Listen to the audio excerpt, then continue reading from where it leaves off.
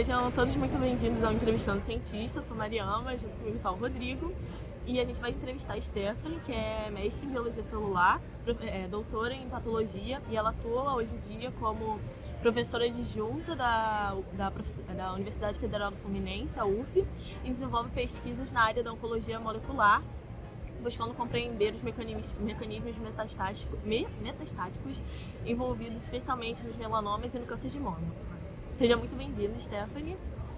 Obrigada. Aí eu queria começar perguntando de o que te levou a escolher a oncologia molecular. Enfim, o que te despertou esse interesse ou como você chegou até a oncologia molecular. Então, na oncologia, na verdade, a oncologia começou para mim ser um foco interessante desde a graduação. Na verdade, eu escolhi a biomedicina porque eu sabia que eu gostava de... Na verdade, eu gostava de brincar de ser cientista quando criança.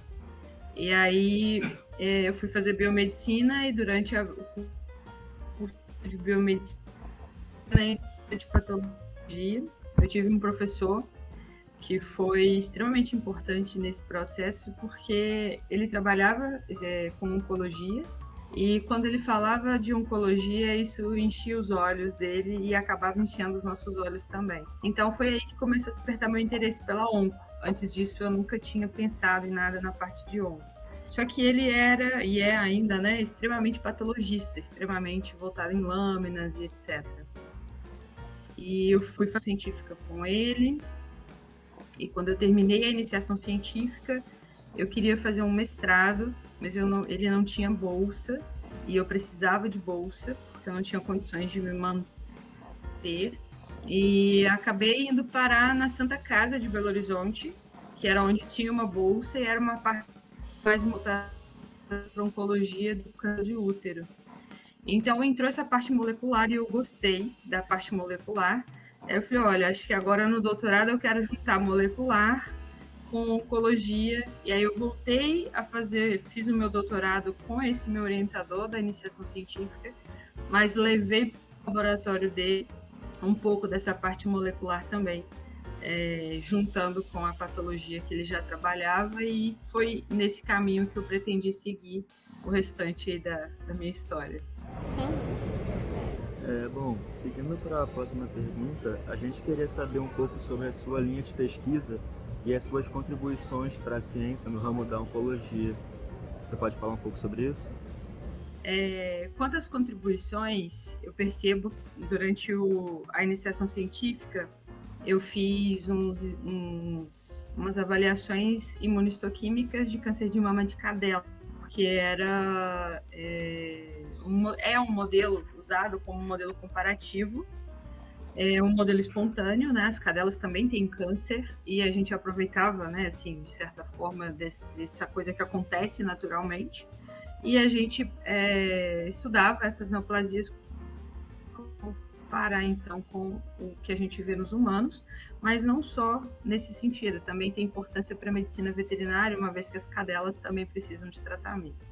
E a gente avaliava alguns marcadores, GFR e HER2 principalmente, lesões pré-neoplásicas, como forma de avaliar se elas estavam relacionadas com o surgimento da neoplasia.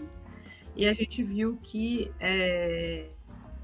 pelo menos isso não estava muito claro. Então a gente não chegou, né, a uma conclusão muito, digamos, esclarecedora, até porque foi um projetinho de iniciação científica, foi algo mais simples, a gente não se aprofundou muito no assunto. Já no mestrado, eu estudei polimorfismos de nucleotídeos simples, uma molécula que é o HLA-G, que é uma molécula imunomoduladora. Então, essa molécula é expressa na interface materno-fetal e tem a função de conferir tolerância materno-fetal. Só que algumas neoplasias podem expressar o HLA-G como forma de evadir a resposta imunológica.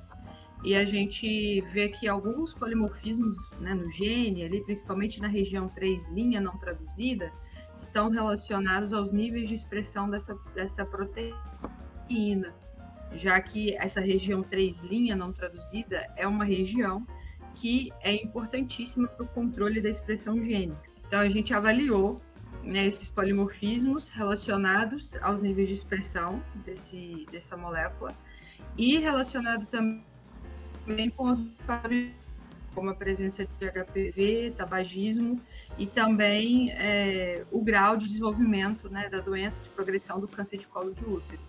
E a gente viu um achado bastante interessante, que eu considero uma contribuição aí para a ciência, que um polimorfismo de inserção está relacionado, quando ele está associado, ou seja, numa análise, né, obviamente ele sozinho ele não tem um efeito, mas se ele estiver associado ao tabagismo, ele está relacionado a graus mais elevados de câncer de colo de útero. Então isso foi uma coisa bastante interessante que a gente achou. E aí, quando eu fui para o doutorado, eu voltei a trabalhar com câncer de mama, só que eu não queria deixar o HLA-G, eu achei que era legal e, como eu falei, eu queria trabalhar com uma parte molecular. E aí a gente decidiu trabalhar com um modelo experimental de câncer de mama, então a gente trabalhava com 4T1 e o tumor sólido de Ehrlich, são 2 modelos que usa, então são culturas de células que a gente coloca nos camundongos para eles desenvolverem as neoplasias. E nesse contexto eu queria trabalhar então com o QA2, que é o homólogo murino do HLA-G. Por quê? Porque se a gente pensa em estudar o HLA-G, em algum momento talvez a gente tenha que passar pelo modelo animal. E para saber se esse QA2 funcionava realmente, né, como um homólogo do HLA-G, a gente fez alguns ensaios funcionais de silenciamento e superexpressão de QA2 nessas linhagens, e mais para avaliar outros fatores relacionados. E aí, quando a gente fez isso, a gente viu que quando a gente superexpressava o QA2, a gente tinha rejeição tumoral. Então, diferente do que a gente esperava. A gente esperava que quando colocássemos o QA2 nessas células e colocássemos esses tumores nos animais, esses tumores iriam se desenvolver mais rapidamente e gerar mais metástases, porque o QA2 atuaria como HLA inibindo a resposta imune. Só que a gente viu o contrário. E isso me deixou extremamente frustrada na época, e essa acho que é uma história muito interessante, porque a gente para pensar realmente na ciência, né, como é. Não é o que a gente quer, a ciência é o que é, né? O resultado foi esse. E apesar da minha frustração inicial e de tentar provar que estava errado, repetir o experimento e ver o que estava acontecendo, ao final a gente viu que realmente esse era um achado importante e que isso pode dar função apresentadora de antígeno que o QA2 possui, que o HLA-G não possui. E isso é uma contribuição importante para a ciência também, porque como os modelos animais são muito utilizados para várias coisas, né, para vários estudos, entender como a resposta imune pode acontecer de forma diferente nesse animal, seja numa resposta imune tumoral, seja uma infecção, isso pode levar a uma interpretação diferente dos achados de vários estudos. Então, essa foi a contribuição, né, que eu deixei, digamos assim, no meu doutorado. E hoje, a minha linha de pesquisa, então, é voltada principalmente para identificar, né, de marcadores imunológicos, mas não somente marcadores imunológicos. Continuo estudando HLA-G, mas nós temos hoje um projeto de identificação de marcadores em biópsia líquida em melanoma. Então, nós trabalhamos com pacientes aqui no Antônio Pedro, onde a gente coleta amostras de sangue daqueles que possuem nevos ou também melanoma. Então, são 2 tipos, né, de lesões aí que a gente tem.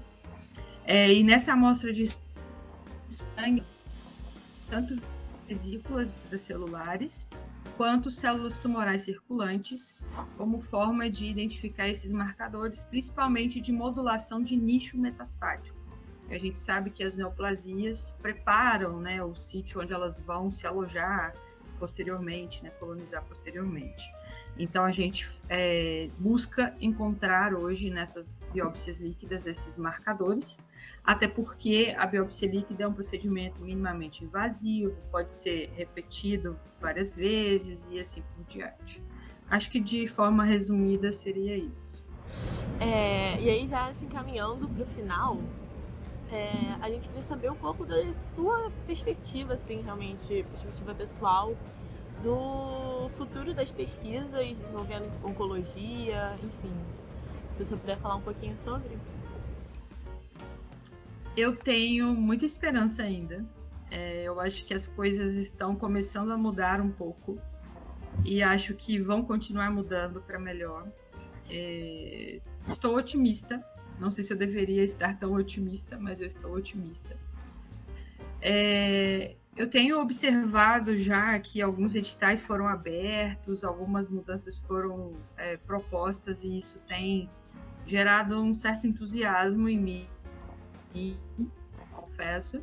E tenho uma perspectiva legal assim de tentar conseguir desenvolver algo legal nessa parte da biópsia líquida, para que a gente consiga encontrar realmente algum biomarcador, um novo alvo terapêutico para os pacientes com melanoma, para que isso possa melhorar, né, a sobrevida desses pacientes e a gente possa conseguir ter um mundo melhor. Eu espero também que muitos biomédicos e outros profissionais que gostem consigam atuar na pesquisa. Acho que a gente precisa ainda melhorar muitas coisas na pesquisa no Brasil, né, porque a gente consiga, nesse sentido dos desafios que a gente comentou, mas eu espero que todos possam ter a sua oportunidade, né, e que a gente tenha realmente bons profissionais aí para poder, porque muita coisa, se a gente for ver, existe uma infinidade de áreas, não só a oncologia, né, mas tem muita coisa para a gente entender, explorar e melhorar ainda, e com certeza bons profissionais vão fazer toda a diferença nesse sentido. Eu queria agradecer a você, Stephanie, por estar aqui hoje com a gente, tá? Dando seu tempo para a gente fazer essa entrevista com o nosso trabalho. E esse foi mais um Entrevistando Cientistas. Espero que vocês tenham gostado dessa entrevista. Muito obrigado, Mari, pela parceria também. Muito obrigada, Rodrigo, e realmente muito obrigada, Stephanie. Foi um prazer ter essa conversa com você. Enfim, ficamos por aqui. Tchau. Obrigada, gente, pelo convite aí também. Foi legal. Até a próxima, pessoal. Tchau, tchau.